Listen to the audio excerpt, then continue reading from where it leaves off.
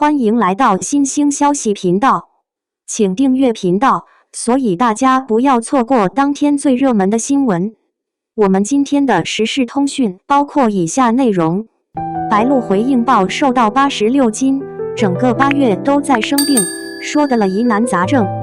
10月10日，莫离剧组杀青现场，阳光透过片场的帐篷洒在白鹿的脸上，她穿着一身淡蓝色连衣裙，笑着对粉丝说：“我8月没营业，是看病去了。”一句轻描淡写的调侃，却让在场的粉丝眼眶发红。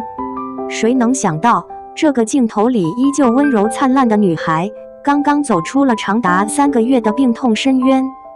从7月18日那天开始，白鹿陷入了前所未有的身体崩溃，头痛、失眠、发热、食欲全无。那种疼痛不是普通的偏头痛，而是像有千根针在头皮下扎刺，止痛药、理疗、神经调节药都无效，疼痛从头顶蔓延到颈椎，她甚至无法梳头，无法入睡。体重从95斤一路掉到86斤，整个人像被抽空一样。她后来回忆，那时候看到镜子都不敢认自己。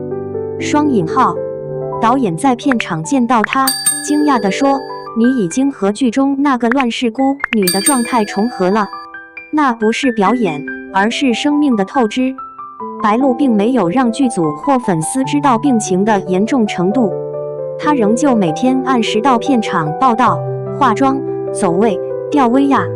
莫离的故事背景设定在乱世，角色莫离出身悲惨，命途多舛。为了贴合人物那种瘦弱纸片、眼神含泪的气质，白鹿原计划在4个月内从95斤减到80多斤，但命运像是和他开了个恶作剧，疾病比角色还狠。7月那段时间，横店的温度高达40摄氏度，他穿着厚重的戏服，内衬3层古装，吊威亚拍打戏，一拍就是7、8个小时。夜戏常常拍到凌晨3、4点，收工后还要补妆、吊灯、复盘。他开始出现幻听有人在耳边说话，有时甚至分不清现实与戏中。粉丝在网络上看到了他的路透，惊呼：“鹿瘦得像要被风吹走了。”但他没有回应，只在工作日志里写下8个字：“熬过去，一切就好了。”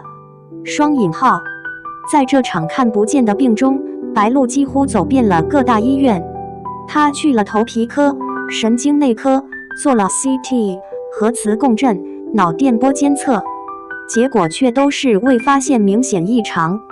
医生说，这可能是紧张性头痛或者神经性炎症，也可能是因长期压力导致的自主神经紊乱。可对于一个要拍戏、要面对镜头、要保持笑容的演员而言，这些模糊的诊断无异于无助的宣判。有粉丝后来回忆说，那段时间他完全消失在公众视线中，我们以为他在准备新戏，没想到是在和病痛抗争。就在他几乎要绝望的时候，一位医生成为了转机。那位医生来自宁波，每晚驱车3小时到象山片场为他针灸治疗。那段时间我常常凌晨2点还在挨针。白鹿笑着回忆，医生比我还辛苦。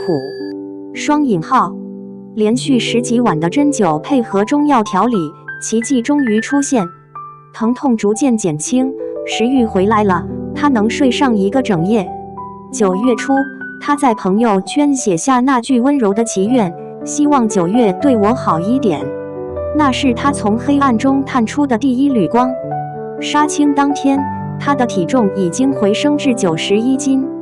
粉丝们终于见到久违的他脸上有血色，眼里有光。他在现场即兴跳起女团舞，唱着歌，笑着和粉丝互动。我现在胃口嘎嘎好，他大声说。但当话题再次提到那段病痛，他的声音明显哽咽。真的要多关注身体信号，疼痛不是矫情，是身体在求救。他反复叮嘱粉丝，不要节食减肥，要好好吃饭，好好睡觉。那一刻，台上台下都红了眼，因为大家都知道，眼前的笑是他拼了命才换回来的。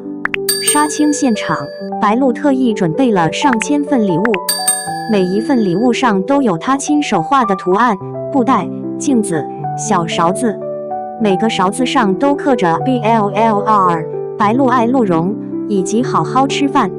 他红着眼眶说，有一段时间我觉得自己快不行了，是粉丝的留言让我撑下去。看到有人说喜欢我过去的戏，期待未来的戏，我就告诉自己我不能倒下。双引号，粉丝们也为他准备了3000份逆应援餐，餐勺上写着爱你一辈子鹿茸。双引号，这种温柔的双向奔赴成了他康复路上最暖的光。有网友留言，白鹿教会我们的不只是努力，还有在崩溃边缘学会自救。双引号，白鹿的经历并非个例，在光鲜亮丽的影视工业背后，许多演员都为角色付出了极端的代价。今年4月，刘烨为了角色从155斤减至138斤，被形容为行走的骨架。黄晓明为戏暴瘦50斤，晒出8块腹肌照，却自曝情绪严重低落。邓超在影中先增20斤再减40斤，片场晕倒6次。甚至业内有不给 BMI 低于17的演员投保的潜规则。这种以身体换敬业的逻辑，正悄悄变成娱乐圈的隐性残酷。营养专家指出，健康减重应控制在每周1公斤以内，短期暴瘦会导致免疫力下降、肌肉流失、内分泌紊乱。以白鹿165厘米的身高、86斤的体重计算，他的 BMI 仅14.7，远低于健康标准18.5。演员可以为了角色付出，但不能拿生命当筹码。一位业内人士说，当拼命被过度赞美，健康就成了沉默的代价。双引号，杀青仪式结束后，白鹿在社交平台上发了一张照片，阳光下，他笑着比出 OK 手势，配文是平平安安就好啦。双引号，这句话很轻，却像是一种温柔的告别。他不希望外界用心疼定义自己，也不想让病成为标签。每个人都有低谷，只是我的低谷恰好被看见。我现在更懂得健康，吃饭、睡觉、爱人，这些才是生活的根。双引号，经历过病痛的人往往更能体会到生活的温度。他开始自己煮粥、做菜，甚至和助理一起研究养生汤谱。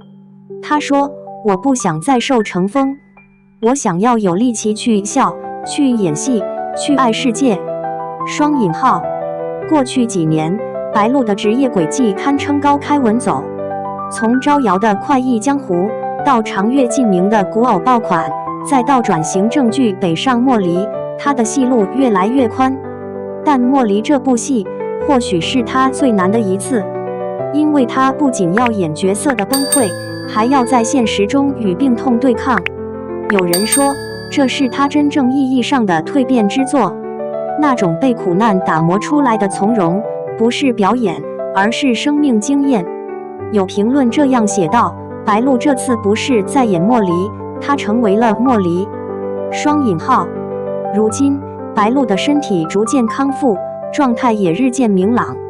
莫离剧组传出的定妆照中，他的气质依旧清透，眼神里多了一份沉静。他用自己的经历告诉粉丝，不要让努力变成伤害自己的借口。有时候停下来，不是懦弱，而是勇敢。双引号，娱乐圈最缺的不是拼命的人，而是懂得适可而止的人。在这个被高速曝光的时代，他用我需要休息4个字，打破了艺人必须无坚不摧的神话。结语，比起敬业，更难的是学会善待自己。有人说，白鹿的经历让人看见了娱乐圈的另一面，那里有闪光灯，也有夜深人静的疼痛。他的暴瘦不是营销，他的复原也不是奇迹，那是一个女孩在病痛中对生命的重新理解。他说，以前我总想着再撑一下，现在我想的是要活得久一点。那句轻描淡写的平平安安就好啦，其实是他从生死边缘悟出的箴言。在这个快节奏的娱乐时代，也许我们都该向白鹿学一句话：快乐才是根本。